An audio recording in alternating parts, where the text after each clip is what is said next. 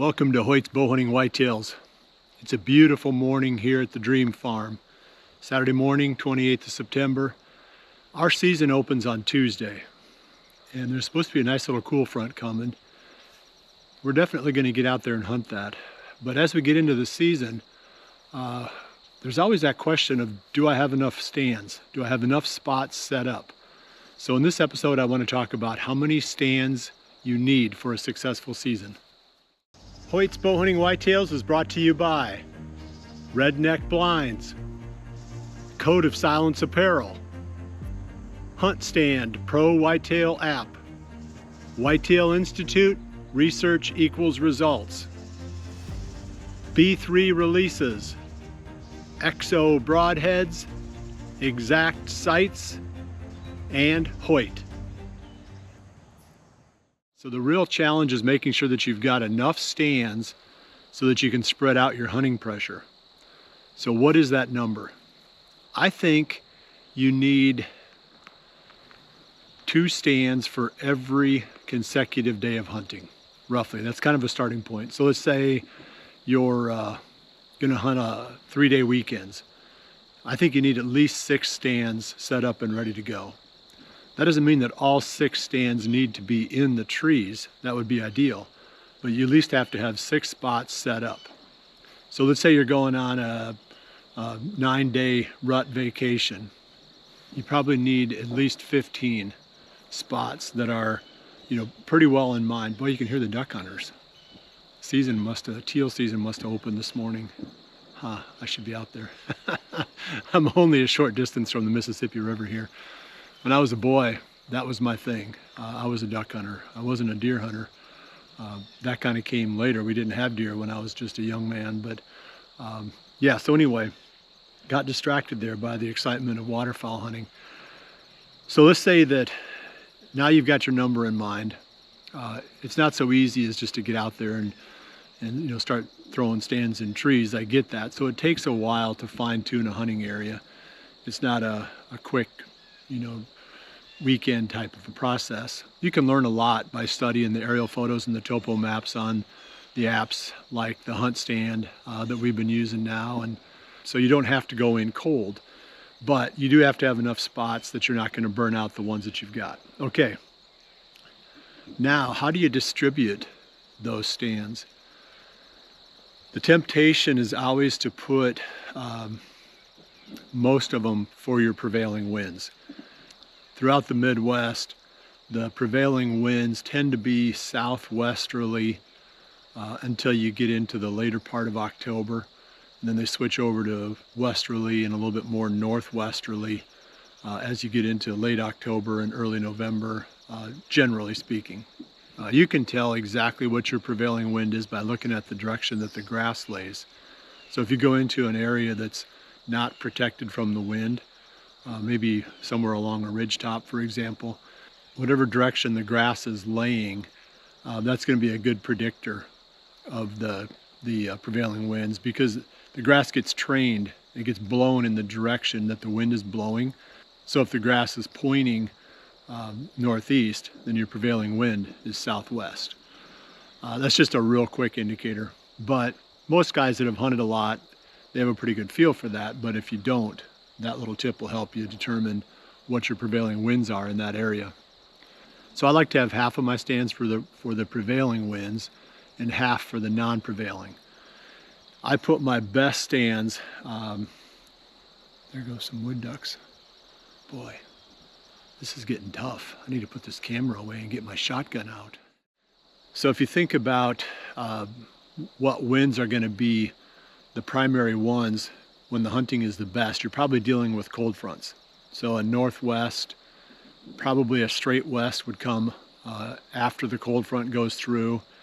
So I like to have my best spots set up at least as a minimum for the northwest and the west, because those are the spots I'm going to want to be in when the cold fronts go through. So, you always have to have plenty of fallback, because you may go a week. You may take your whole rut hunting vacation and not have a northwest wind. I've done that before, and that really hurts. So you got to have plenty. Like I said, at least half have to be set up for the non-prevailing or the non-preferred winds. So you may think the hunting is really poor on days with east wind, but if you're not working that day, you might as well be hunting. So you want to make sure that you have stands set up even for those wind directions. I've killed a few bucks on east winds, not very many. It never seems to be great hunting. Usually it's when a low pressure is coming through and barometric pressure is dropping fast. Unless you've got a hot doe around, the bucks don't seem to move a whole lot during those times. But, you know, you might as well be hunting it. So again, the point is you want to make sure that you cover all of your bases. Half of your stands would be, let's say, south, maybe southwest a little bit, east if you're in the Midwest, and the other half should be really locked in and focused in on the winds that are the best when the hunting is the best, which would be your wests, your northwest, and your straight north winds. So hopefully that helps you. 2 stands for every consecutive day of hunting. You don't necessarily have to have all the stands up, but you need to have the spots picked out, maybe even the shooting lanes cut, and then be ready to roll. Took a little walk up the valley here to show you just how pretty this morning is. Wow, it really is gorgeous. These cool mornings, you get the fog down in the valley. Yeah, it's unbelievable. So the final part of this episode, I want to talk about how long you should rest your stands before you hunt them again. Let me summarize it, and if I have some time here later in the fall, I'll come back and hit this with a little bit more detail. But it really comes down to the individual stand, whether or not the deer know that you're hunting that spot. They're hard to kill if they know they're being hunted. You know, we've talked about that. That's rule number 1 of bow hunting whitetails. If they know they're being hunted, they're really hard to kill because they don't move naturally. They just avoid those spots. So you want to make sure that the stands that you're hunting aren't locations where the deer suspect that you're coming and going. If you can get in and out of those spots, really bulletproof, really using undetected routes, and the wind is good on the stand itself, you can hunt spots day after day. I had one, I owned a farm back in the late 90s into the early 2000s. I was a part owner of it. It was a great big giant subchapter S corporation, and I owned one of the shares. But there weren't hardly any bow hunters, so I had almost full run of the place. So I could have hunted any number of hundreds of different good-looking spots, but I kept coming back to one of them over and over again. It was almost like going to the movies. You know, you take your seat in the theater and you watch another movie that day, and you come back the next day and watch another movie.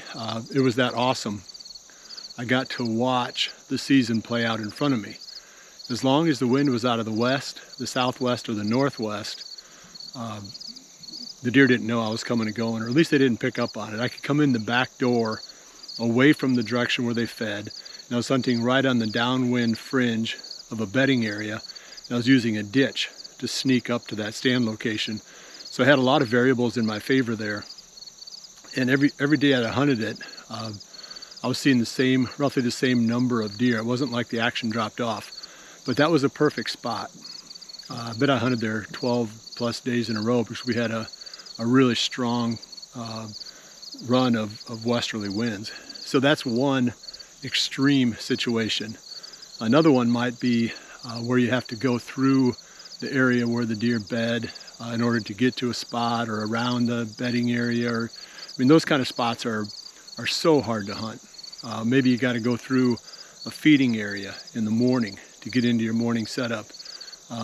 Just not good. So anyway, the point is there's a wide range of huntability of some of the stands that you've got. So just to simplify, let's just say the ideal rest period is a week. So the guy that's hunting weekends, if he's got enough tree stands, he hunts it this weekend, and then he doesn't hunt that spot again until the next weekend. He's got enough stands where he's got, say, a 3-day weekend. He's got enough places that he can hunt where he doesn't have to double up during any weekend. Usually within a week, even if you do bump a few deer here and there, they've kind of gotten a chance to get back in there, settle back down again, and see that the sky's not falling, and they'll move more naturally in that area again. Otherwise, let's say you're on a week's hunting vacation you don't want to only hunt your best spots once. You know, I've done that before, and you save your best spots until the best times. That can be really good, but again, it comes down to, are you bumping deer coming and going? If you aren't, and you can hunt them more often, and I say, you know, it's nice to have at least 3 days of rest for any spot. And this comes back again to this whole discussion of how many stands do you need?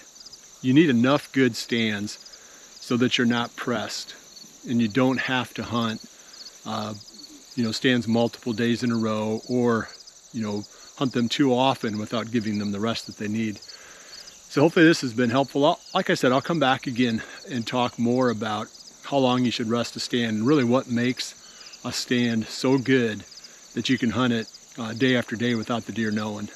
Well, I appreciate you joining me. I'll see you back here again soon for the next episode of Hoyt's Bowhunting Whitetails. And remember to always dream big.